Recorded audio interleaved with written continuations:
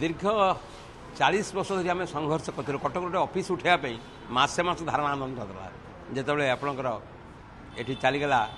बक्सी बजार selection board मसे मास धरी तत्कालीन लोक प्रख्यात व्यक्तित्व सची राउतरा भाया लोक गिरिजा पट्टनायक भाया लोक से धारणा आंदोलन आम बहुत संघर्ष थिला।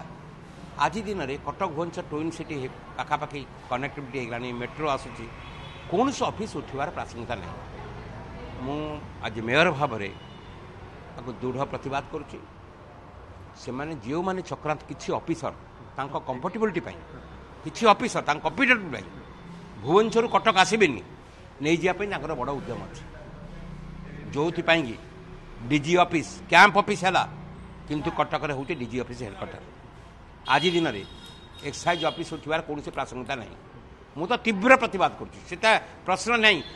उठे नहीं गले आम पूरा प्रतिवाद करके कई व्यक्तिगत कथा आम जानू से पता कहींपारानी किंतु कथा हूँ कटकू कौन से ऑफिस उठार आज दिन में प्रासंगिकता नहीं। हाईकोर्ट संपर्क बहुत प्रश्न उठाई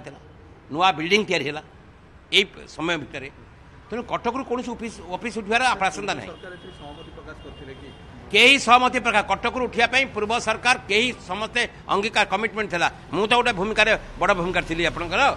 ये लड़ई में कटक आज जहाँ देखते जो ऑफिस उठारे किए आंदोलन प्रमुख भूमिका किए लोक था 30 वर्ष प्रतिवाद कर निश्चित भाव प्रतिवाद कर कटकू कौन ऑफिस उठार स्कोप ना आज दिन में आदि कौन निष्पत्ति करे मुझे भावुँ राज्य सरकार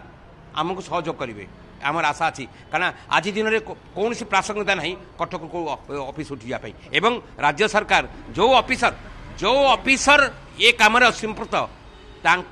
कार्यानुष्ठान आम दाबी कर